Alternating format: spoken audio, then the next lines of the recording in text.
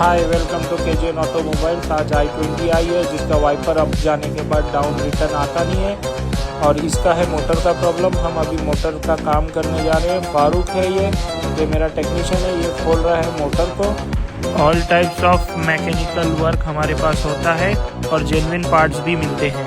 Wiper motor खुल चुकी है, लिंकेज भी बाहर आ गया, उसकी मोटर में प्रॉब्लम है। ये मोटर चेक की हमने और चेंज कर रहे हैं, न्यू मोटर रिप्लेस कर रहे हैं उसमें। बस अभी फिटिंग करना चालू करेंगे। ऑलमोस्ट फिटिंग चालू है उसकी, जल्द से जल्द हो जाएगी वो भी। ये लिंकेज की सेटिंग हो रही है, ये काफ़ी टफ होती है हर गाड़ियों में।